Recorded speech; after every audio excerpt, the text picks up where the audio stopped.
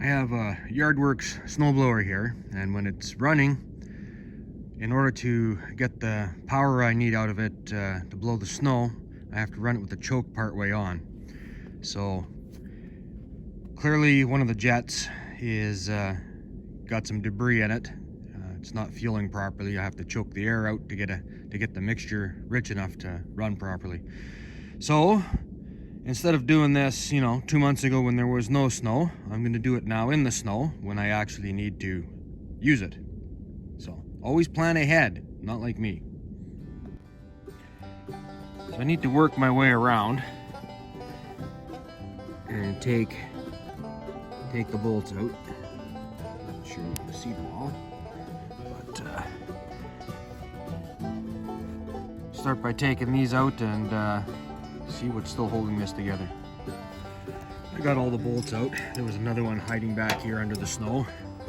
So there's one more bolt holding this, and it is right there.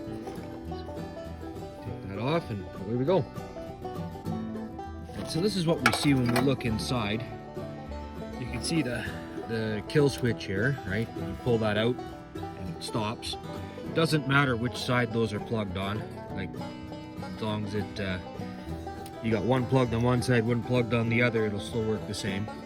Here's your primer, right? Your squeeze ball, and then below that is the carburetor down here. So I have to take this face, whoops, almost fell down there in the snow. Wouldn't be the first time. So I have to take this dial off for the choke, and then there's a couple more bolts that hold this faceplate on. And then I have to see if I can get this to come off. And then once I have this off, then I should be able to get at the carb in behind it. Alright, so this comes out.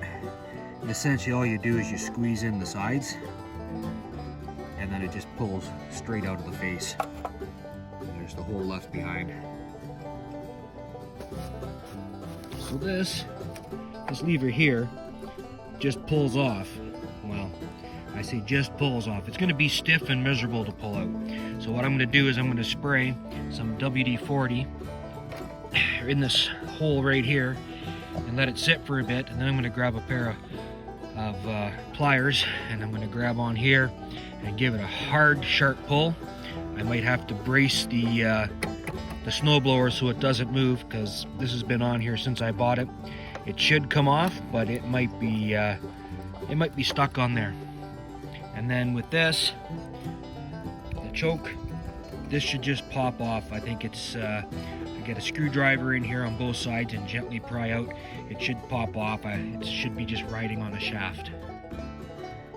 So as soon as you get it to move, try to get the screwdriver to slide through further, so you're not prying all on one side. And as you can see, it just pops off.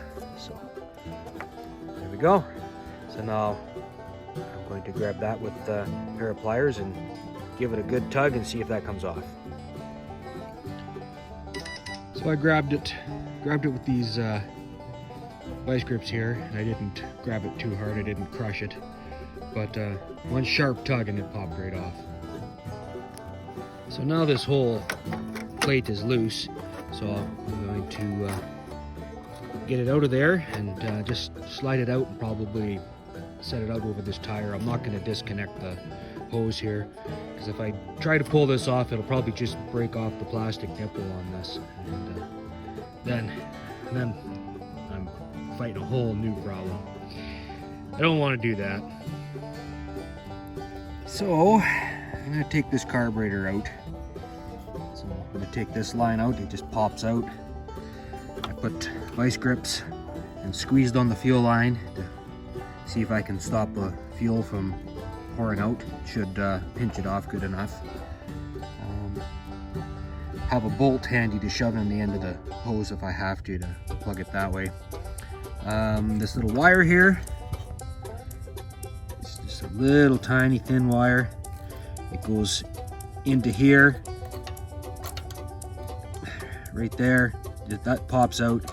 I don't think this linkage can come out until the carburetor's loose.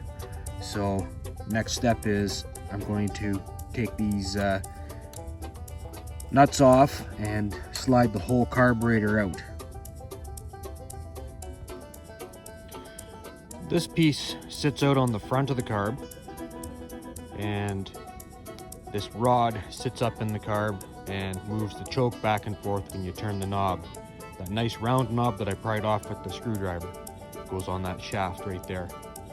So that comes off, and then as you slide the carburetor out, you'll notice that I got lots of bolt left holding the carb on, and I have no room to pull it. So what I'm gonna have to do is this rod here down at the bottom, way down in here, I'm going to have to take those bolts out so that I can twist this tube, just pull it back a couple of inches and then slide the carburetor off. This is one of those moments where you shake your head and go, what engineer did this? And wouldn't you like to have a talk with them? Like, something so simple.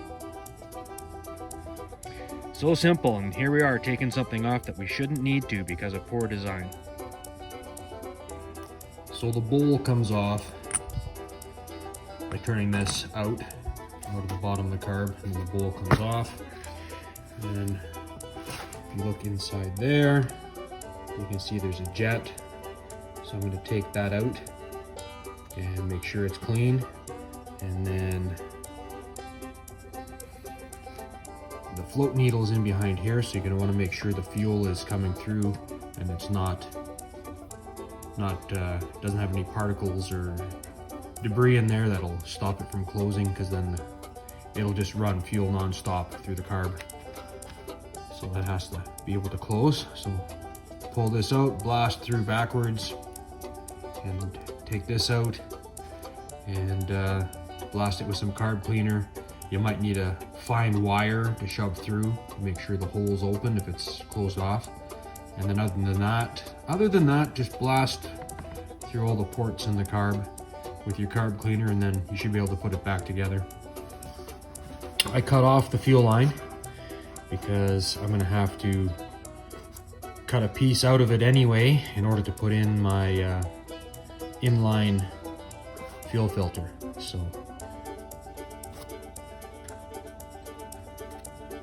we'll go from here and see where we get to.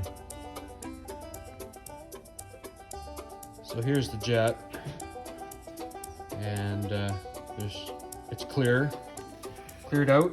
I blew some carb cleaner through, and through here where the float needle sits, and now I'm just going to put it all back together. I were.